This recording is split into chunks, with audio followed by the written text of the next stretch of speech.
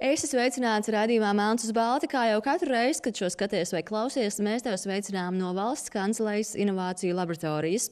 Un šajā reizē mēs parunāsim par dezinformāciju, kas saistīta ar klimata jautājumiem. Godīgi sakot, arī pati gribu dzirdēt vairāk no mūsu viešņas un no Montes par šo tematu, jo gatavojoties šim raidījumam un nākot uz šejieni, es aizdomājos par to, kurā brīdī no klimata pārmaiņas ir īstas. Mēs nonācām līdz tam, ka tās nav īstas, vai ar to var izdomāt kaut ko, lai noliegtu visādus ekspertus un zinātniekus, kur runā par to, ka vide tiek ietekmēta mūsu rīcības rezultātā.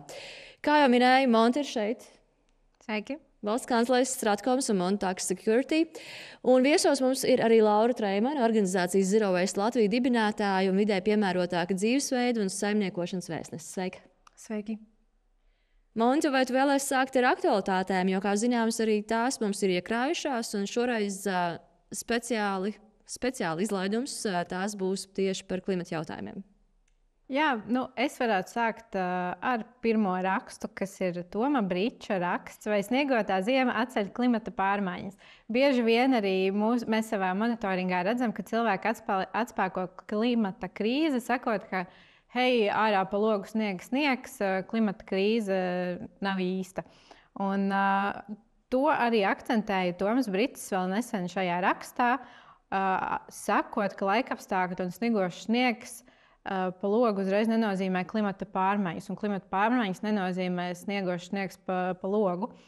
Varbūt, lai nedaudz iedarbinātu šo sarunu, es, Laura, tev gribētu arī pajautāt, ar ko atšķirās šie divi jēdzieni?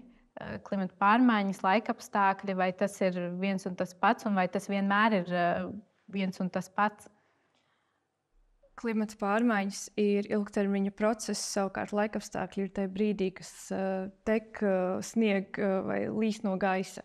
Laikapstākļi, protams, tiek ietekmēti no klimata pārmaiņām, taču tur nevar vilkt nekādas korelācijas starp klimata pārmaiņām un laikapstākļiem. Attiecībā uz Toma Briča rakstu, ko es arī lasīju, uzreiz iegāju Twitterī un uzaicināju Bomu Trici uz kafiju, taču viņš man neatbildēja, par ko man ir žēl. Jo tas raksts patiešām, lai gan nevarētu teikt, ka ir ļoti pretstatā ar to, ko saka zinātnes atziņas, taču tomēr tur velkot ārā konkrētus faktus un teikumus var tomēr pateikt, ka šī interpretācija nav korekta.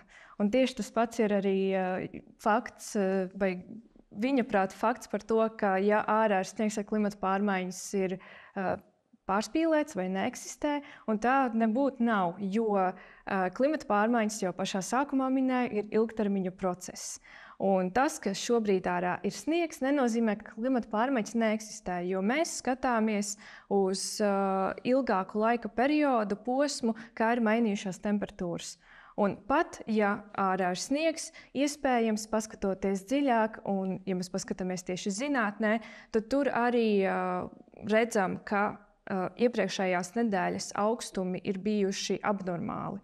Attiecīgi, abnormalitāte nozīmē to, ka tā vidējā gaisa temperatūra ir bijusi augstāka nekā parasti mēdz būt šajā laika posmā. Un tādēļ visas atbildes slēpjas zinātnē, un, protams, ir viegli paņemt un izraut no konteksta un balstīties savā pieredzē, bet tas jau ir jautājums par loģikas kļūdām. Tom, kafija tev gaida. Un, jā, tad ieskicējot arī, ko tu tikko teici, ka novembris ir bijis īpaši abnormāli augsts, tad varam arī ieskicēt nākamo aktualitāti, kas bieži vien mijas ar dezinformāciju, ka 2023. gads būs karstākais gads, kāds ir reģistrēts. Un novembris kļuva par 6. mēnesi pēc kārtas, kad ir pārspēti temperatūras rekordi. Un bieži vien to arī redzam dezinformācijā, ka ārā ir augsts, bet novembris it kā ir siltākais mēnesis, kāds ir bijis. Tad šeit ir runa nevis par mēnesi kā tādu, bet par gadu kopumā. Un tā tendence ilgtermiņā, atkal uzsvēršu, ir tāda, ka ar katru gadu ir arvien lielāka iespēja, ka mēs pārsniegsim karstuma rekordu. Un ar karstuma rekordu es domāju to, ka vidējā globālā gaisa temperatūra ir augstāka nekā iepriekšējos gados. Un, attiecīgi, šis gads ir tieši tas pats.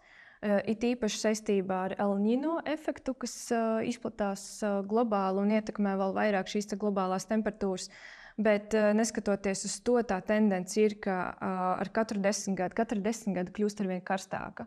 Un attiecīgi tad mums ir jādomā par to, kā mēs varam šo ietekmi mazināt, lai galu galā, es nevēlos biedēt, bet lai galu galā nebūtu tā, ka būs pasaules daļas, kuras vienkārši nebūs apdzīvojamas. Okay. Vai tomēr nav tā, ka šobrīd jau ir daļas, kurās cilvēki nevar uzturēties? Tā ir, jā, tā ir. Un arī tiek prognozēts, ka līdz gadsimta beigām būs miljardiem cilvēku, kuri būs spiesti pārvietoties tikai tādēļ, ka viņu dzimtajās zemēs būs klimata pārmaiņas jau tādā apmērā, ka viņi nespēs tur pietiekami nodrošināt sevi ar ūdeni, ar pārtiku, ar visu pirmo nepieciešamību. Un tie skaitļi ir tiešām mērām miljonos. Un iedomājamies visi šie cilvēki, kas meklēs patvērumu, protams, vietās, kas ir vēsākas un dzīvošanai piemērotākas, un tā skaitā arī Latvija. Un es brīnos, kādēļ arī, piemēram, nacionālistiskās partijas neuzskata klimata pārmaiņas par tādu būtisku risku, ņemot vērā, ka viņa tā ideoloģija ir balstīta uz migrācijas ierobežošanu. Jā, un tad, kā tu jau pati iezīmēji, ka trešā aktualitāte ir mūsu veselības ministra Hosama Abu Merī teiktais, ka klimata pārmaiņas galvenokārt ietekmē un ietekmēs arī neaizsargātās grupas, kas ir cilvēki ar invaliditāti, mazi bērni, veci cilvēki, cilvēki ar hroniskām slimībām un, protams, cilvēki ar zemiem ienākumiem. Un klimata krīze noteikti paspilgtinās un padarīs vēl asāku reakciju migrācijā. Un, jā, kā tu teici, jā, to mēs, diemžēl, pašlaik sagaidām. Un mēs iespējams arī neapzināmies, kā tas būs, jo tas vēl nav noticis. Un arī par tiem pašiem dienvidiem ļoti daudzās zemēs, piemēram, Indijā, ir lasīts arī, ka ir tā temperatūra 40 grādi plusā, un tu vienkārši mēģini izdzīvot un pārvākties kaut kur ir vēsāks. Turpinot tālāk, arī raidījuma sākumā es teicu to, ka sākotnēji vismaz man bija priekšstats, ka gadus atpakaļ, kad sāka pievērst uzmanību klimata pārmaiņām, cilvēki ieklausījās. Viņi domā par to, mēs varam darīt, kā mēs varam darīt labāk, kā mēs varam novērst. Tomēr pēdējos gados ir jūtams, ka kaut kas ir nedaudz pagriezies un ir sākusi izplatīties informācija, kas īsti nav patiesa. Vai tā būtu dezinformācija vai misinformācija, kuram ir izdevīgi izplatīt, kuram un kāpēc ir izdevīgi izplatīt dezinformāciju par klimata pārmaiņām? Es tieši gribēju uzdot tādu retorisku jautājumu, kam jūsuprāt ir izdevīgi? Un, manuprāt, to spēlētāju ir ļoti daudz, kuriem nav izdevīgas nec klimata pārmaiņas, nec arī kaut kāda pielāgošanās un mazināšanas pasākumi. Tāds varbūt aktuālākais piemērs ir COP, jeb pušu konference tieši klimata pārmaiņu jomā, kas šobrīd notiek pēdējo dienu. Un šajā konferencē, kura ir veltīta tikai un vienīgi tam, lai sanāks kopā valstu līderi un vienotos par arvien ambiciozākām apņemšanām, lai mazinātu klimata pārmaiņas, šis ir rekordgads, kad arī fosīlo kurināmo industriju pārstāvji ir visvairāk. Un tas par kaut ko liecina. Un ne tikai biznesa intereses, ne tikai lobbyis, bet arī, protams, politiskas intereses, ņemot vērā arī kopējo tendenci gan no kaimiņu valstīm nelāgajām, gan kopumā Eiropā populisms, dezinformācija un, protams, kam tas ir izdevīgi. No mūsu kaimiņam lielajam, nesmukajam. Un, protams, arī tām partijām, kuras vēlas tādā veidā izmantot šo klimata pārmaiņu noliekšanas ideoloģiju savā labā un piesaistīt vēlētājus, kuri domā līdzīgi. Un tie būtu tādi divi spilgtākie piemēri. Kur tomēr ir šī izdevīgums kādam vēlētājam, tādam cilvēkam, kas varbūt nav saistīts ar kādu no šiem biznesiem vai ar uzņēmējiem? Kāpēc viņam ir izdevīgi neticēt klimata pārmaiņām? Bet tas palīdz saglabāt iekšējo mieru, ka nekas neplūdīs, nekas nemainīsies, nekas nedegs, dzīvosim kā dzīvojām, vai varbūt tā ir kaut kādā mērā vienaldzība? Jā, klimata pārmaiņu noliekšanu var iedalīt tādās divās lielās kategorijās. Pirmā no tām ir tas cietais noliegums, respektīvi, kas ir saistīts gan ar dezinformācijas izplatību, ticēšanu, sazvērstības teorijām, bet ne tikai. Tas ir arī jautājums par to, kādā kultūrā mēs dzīvojam, kas ir pieņemami mūsu sabiedrībā. Tas ir arī jautājums par to, patiesībā, kāds ir mans sociālais stāvoklis, vecums, ienākumu līmenis un izglītības līmenis tai skaitā, vai un cik ļoti es salīdzinu sevi ar citiem, un ir vēl ļoti daudz dažādi aspekti, kas jāņem vērā to, vai cilvēks ir tendēts pieņemt vai tieši pretēji noliegt klimata pārmaiņas. Un šie aspekti, protams, mēs satiekot cilvēku, kurš varbūt netik labi izsakās par vispār pieņemtu zinātnes faktu, kā klimata pārmaiņas, kas mūsdienās ir cilvēku izraisīts.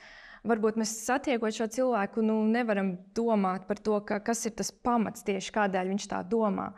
Vai ne? Bet, ja mēs paskatāmies tā globāli, arī man ir paņemta tāda statistika par Latviju, tieši ļoti aktuāls pētījums, kas vēl kopsavilkums nav iznācis, bet Rīgas Stradiņa universitāte šobrīd strādā pie klimata pārmaiņu politisko naratīvu analīzes un sabiedrības vispār tādas izpratnes analīzes, ko sabiedrība domā par klimata pārmaiņām.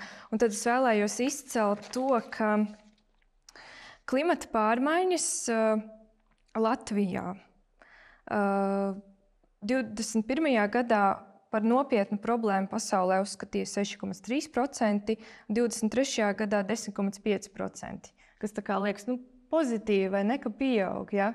Bet, ja mēs paskatāmies tālāk, kas jūsuprāt ir pašreizējo klimata pārmaiņu cēlonis, tad numur 1 ir tas, ka klimata pārmaiņas izraisa gan dabas procesus, gan cilvēku rīcību, kas pēc būtības ir pareizi, vai ne, bet kādēļ pirmajā vietā nebija apgalvojums par to, ka mūsdienu klimata pārmaiņas tomēr cilvēku izraisīts, ko zinātne ir pierādījusi. Un vēl viens tāds interesants fakts, ko es vēlējos uzsvērt, ir par uztveri saistībā ar klimata pārmaiņām. Un tad te bija jānovērtē, cik jūsuprāt nopietna klimata pārmaiņu problēma ir pasaulē, Latvijā, jums un jūsu ģimenei? Un kā jums šķiet, kas bija numur 1 no šīm visām 3 kategorijām? Vai mēs gribam atbildēt? Labi, pateikšu priekšā, ka, lai gan liktos, ka klimata pārmaiņas tomēr ir kaut kas tāds, kas ietekmē mūs jau tagad, tad man un manai ģimenei Latvijas sabiedrība atzīmē, ka tas tā kā ir vismazākā problēma. Ka vislielākā problēma tā ir globāla pasaulē, tad Latvijai, arī bet krietni zemāk, un tikai tad man un manai ģimenei. Un arī paskatoties pa gadiem, kā izmainījies no 21. līdz 23. gadam, tad ir tā tendence šim rādītājam samazināties. Respektīvi, ja mēs saliekam kopā par to, vai es uzskatu, ka klimata pārmaiņas ir nopietna problēma, tad šis rādītājs pieaug. Taču, ja mēs paskatāmies dziļāk un pāanalizējam, cik, manuprāt, tā ir nopietna problēma gan pasaulē, gan Latvijā, gan manai ģimenei, tad šī tendence atkal samazinās. Kas ir tāds, wow, kādēļ? Kādēļ vai ne? Un tieši, manuprāt, šis pētījums ir ļoti labs tāds instruments, kas analizē, kādēļ Latvijas sabiedrība ir diezgan skeptiski noskaņota pret klimata jautājumiem un vidas jautājumiem kopumā. Un tad tur mēs varam iet tālāk dažādos hipotēzēs un secinājumos, kāda varētu būt iemesli tam. Jā, mēs arī mūsu darbā bieži vien redzam, ka vislabāk tautās izplatās šī informācija un aktualitātes tieši par tēmām, kas skar mūsu pašus. Un tad vai nav tā, ka mēs savā ziņā esam diezgan vēl neskarti klimata krīzē, un tāpēc mums šķiet, ka mūsu ģimenes un mūsu pašus tas īsti neskar? Viennozīmīgi, noteikti. Ja mēs salīdzinām sevi ar citām valstīm, piemēram, globālajos dienvidos, tad, protams, ietekmes, kas ir novērojamas Latvijā, nav salīdzinājamas ar tām ietekmēm, kas ir novērojamas citur pasaulē. Bet, ja mēs paskatāmies tomēr tik un tā vēsturiski, kādas ietekmes ir bijušas un kāda ir to trajektorija un dinamika laika gaitā, tad tik un tā mēs varam novērot, ka tās gan sociālās, gan vidiskās, gan ekonomiskās izmaksas tomēr katru gadu arvien pieaug. Un tas pats attiecas arī, piemēram, par tiem sociāliem jautājumiem, ko jūs jau pieminējāt saistībā ar sirds un asinsvadu slimniekiem. Šādu slimnieku daudzums ar katru gadu pieaug. Respektīvi, to cilvēku, kas tiek uzņemti slimnīcās tieši pie karstām temperatūrām ārā. Un tas pieaug. Un tā ir uzreiz tā ietekme uz mani, uz manu veselību. Tas pats arī inflācija. Klimata pārmaiņas ļoti lielā mērā ietekmē inflāciju. Pārtika, ne tikai energoresursi un daudz citas ikdienā izmantojamas preces tiek ietekmētas no klimata pārmaiņām un arī citām krīzēm, kas būtu arī bioloģiskās daudzveidības samazināšanās. Un to mēs neredzam. Jo mēs neliekam kopā, ka iemesls tam varētu būt klimata pārmaiņas. Un to neredz arī Latvijas mēdīji. Es daudz cepjos par to, ka mums ir dažādi mēdīji, kas raksta par klimata pārmaiņām, bet nereti tie ir paņemti copy-paste un bez kaut kāda konteksta un viedokļu atspoguļojuma, ko tas patiesībā reāli arī nozīmē. Un man šķiet, ka ja mēdījis paņem rakstu, kas ir rakstīts, piemēram, Amerikas Savienoto Valstu mēdījā, un to pārtulko, mēs nespējam tam angļu valodā būt related. Tā kā mēs nespējam to lasot, izjust, ka tas varētu būt par mums. No jums abām, gan es gribētu dzirdēt, kādēļ ir svarīgi mazināt dezinformāciju par klimata pārmaiņām. Vai tas ir, lai laicīgi sev pasargātu, vai, kā mēdz teikt, atstātu vismaz kaut ko nākamajām paudzēm? Tieši tā tas arī ir. Būtībā es vienmēr esmu uzskatījusi, ka kādēļ es vispār pati esmu pievērsusies klimata jautājumiem. Ne jau tādēļ, ka man tie šausmīgi interesē, jā, bet es to uzskatu par pašu izdzīvošanas instinktu un jautājumu. Jo es apzinos, es esmu lasījusi zinātnisko literatūru, es zinu, kādas ir nākotnes projekcijas, un es apzinos, kas mani sagaida. Un tādēļ es kaut vai minimāli cenšos sniegt savu artaulu tam dēļ, lai mūsu planēta joprojām būtu apdzīvojama arī 10,000 gadu pēc manis. Jā, un es atkal esmu tas cilvēks, kas nav kā Laura, es neesmu klimata krīzes eksperta, un es tad varu dalīties tajā savā uztverē un tajā, ka tiešām mums ir ļoti maz informācijas latviešu valodā tieši par klimata krīzi. Un, gribētos, lai mēdīji par to arvien vairāk runā un tieši iesaista šos zinātniekus, tieši iesaista pētniekus, iesaista vidas aktīvistus, iesaista viedokļu līderus, jo šī ir tā platforma, kurā mēs pašlaik dzīvojam.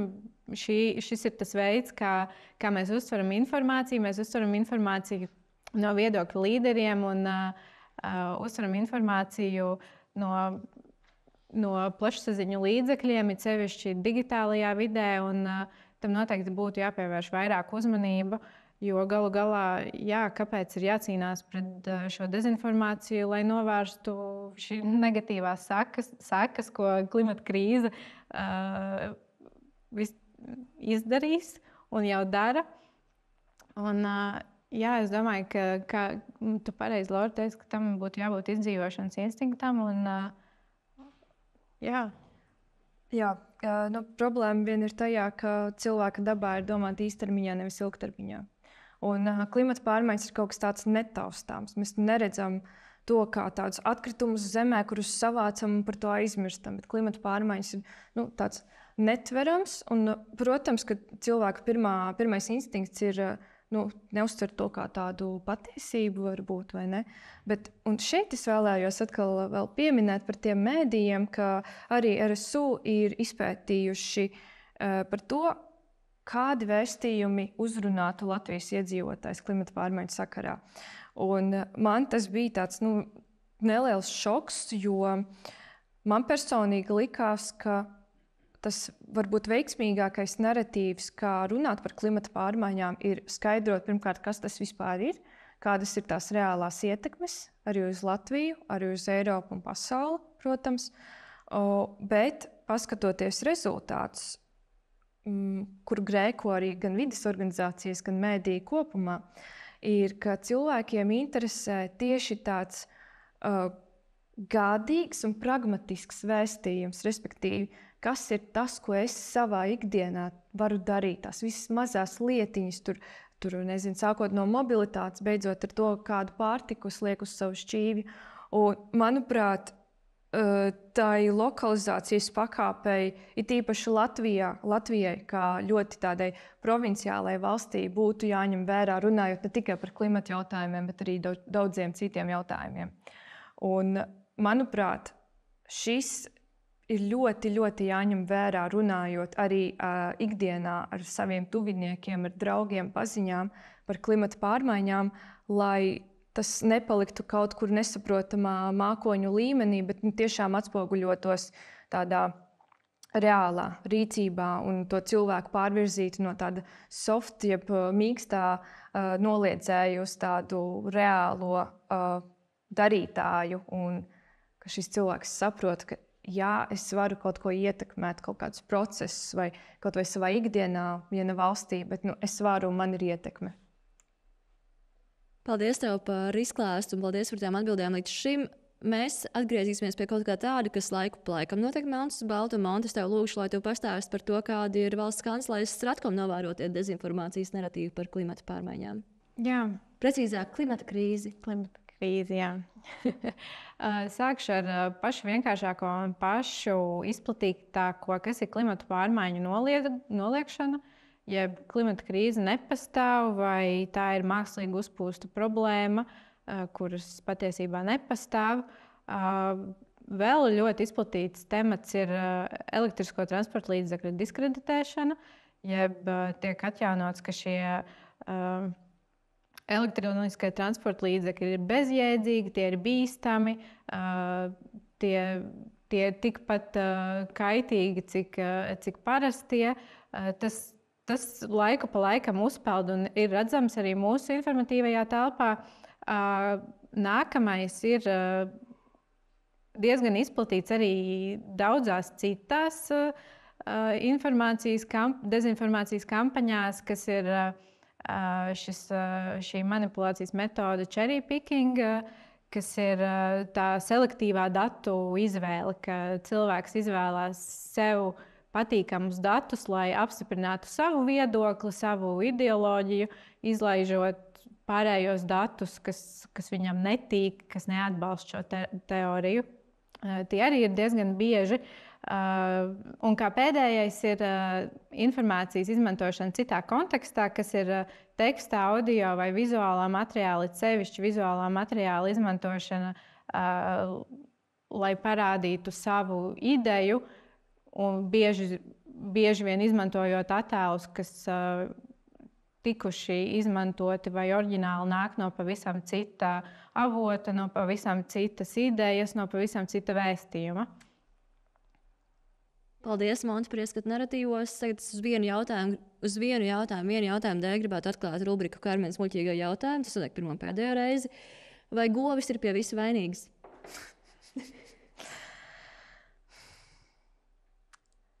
Ir viegli novelt atbildību uz kādu, neskatoties pats uz sevi. Bet, protams, ja mēs tomēr atgriežamies pie jautājuma un tomēr skatāmies uz govīm, jeb lopkopību, kas ir lauksaimniecības apakšnozare, tad lauksaimniecība tiešām ir ļoti nozīmīgs seg emisiju avots. Un govis, jeb lielopi, patiešām ir arī nozīmīgs metāna emisiju avots. Un pētījumi pierāda, ka tomēr ar mūsu uztura paradumiem, to, ko mēs ēdam, ko mēs liekam uz savu šķīvju, ir iespējams arī tādā veidā samazināt klimata pārmaiņas. Bet, protams, man patīk tāds Pasaules dabas fonda rīks, kuru sauc par planet-based diets, nevis plant-based, bet planet, kas norāda uz to, ka šādas diētas izmaiņas, kurās tiek samazināti dzīvnieku izcelsmes produkti, nav piemērotas visām pasaules valstīm.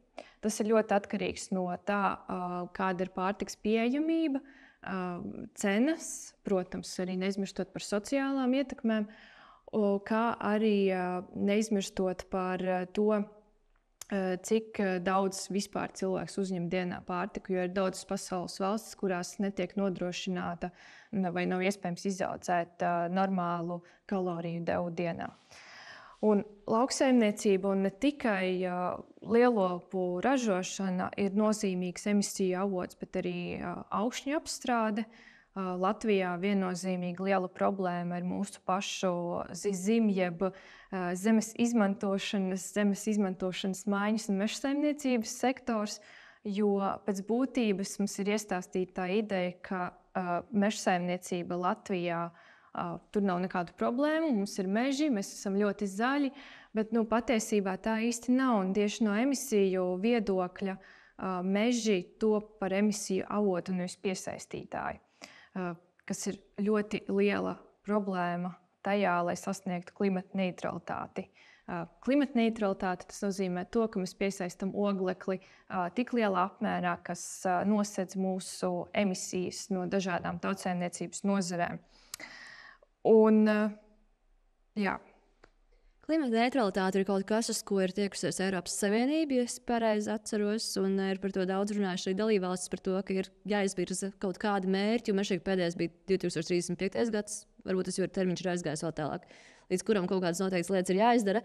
Bet kā ir ar Eiropas zaļo kursu, tiek dēvēts arī par Eiropas diktātu, globālistu afēru, kā tas uz mums attiecas vai neatiecas?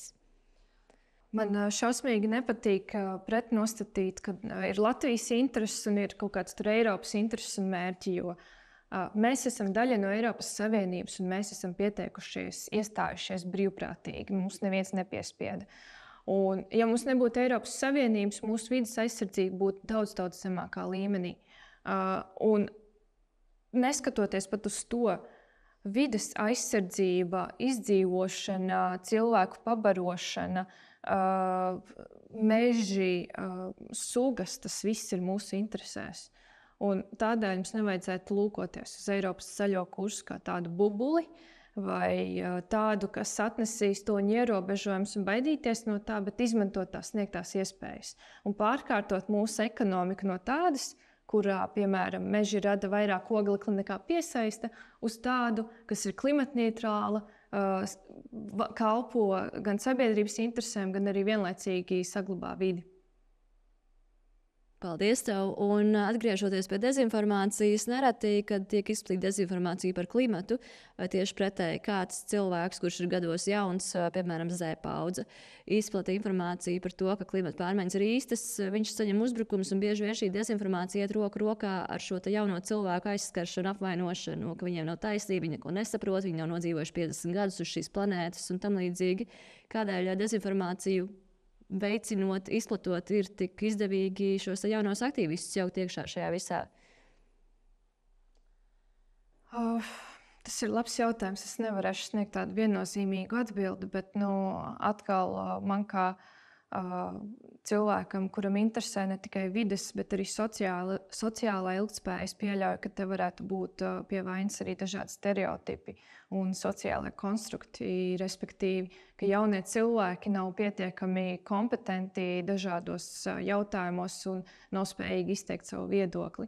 Ar to es arī esmu saskārusies, protams, uz savas ādas, un tā ir realitāte, tīpaši Latvijā, un es domāju, ka tas varētu būt viens no iemesliem.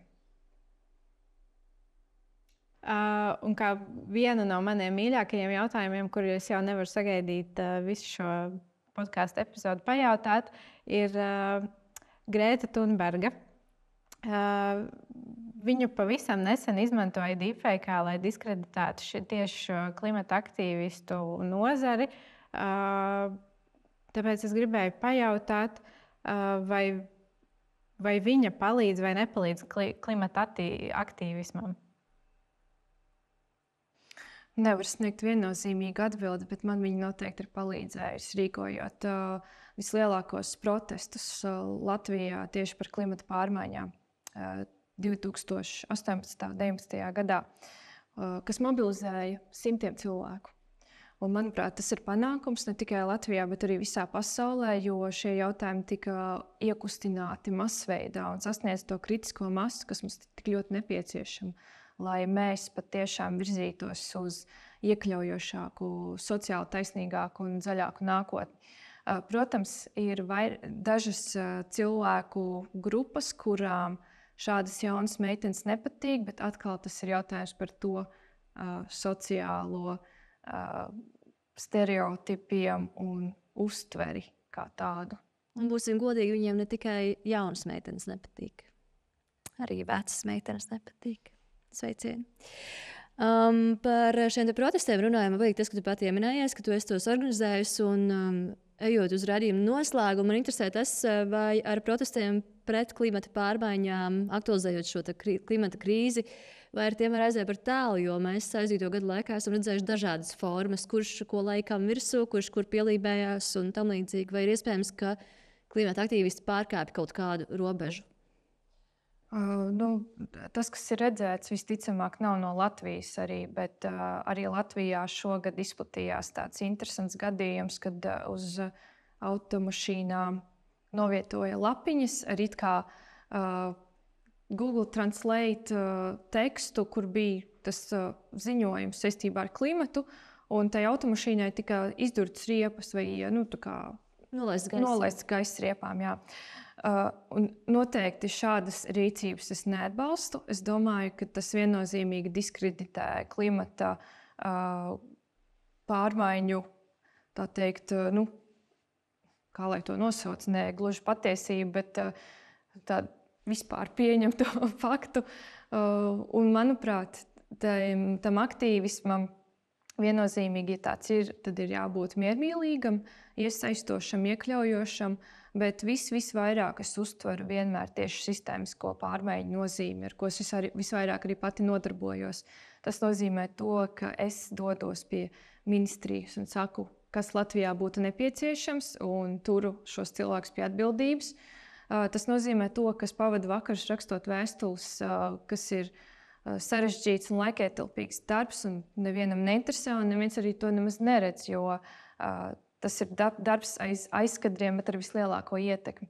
Bet kopumā klimatam un arī citiem jautājumiem, vai tas ir par veselības budžetu vai zinātnes finansējumu, ir nepieciešami cilvēki, kas dodas ielās, kas pauž savu viedokli, kas dara zināmu viņa pozīcijas un nostājas par to, kādu nākotni šie cilvēki vēlas redzēt. Un es vēlos redzēt tādu nākotni, kurā cilvēki spēj dzīvot mierā, saticībā, zaļā, pārtikušā, mierpilnā dzīvē, kvalitatīvi nepārkāpjot planētas biofizikālās robežas, kas ir klimata pārmaiņas, bioloģiskā daudzveidība, ūdens piesārņojums, gaisa piesārņojums un citi procesi. Un tādu nākotnes vēlos redzēt, un droši vien arī skatītājus uz to aicinu iestāties. Paldies tev, Laura, par to, ka atradi laiku ierasties, izstāstīt un novēlu, lai piepildās mērķis, jo galā tas būs izdevīgi un labi mums visiem. Monta, Melns uz balta LV. Kas tas ir? Jā.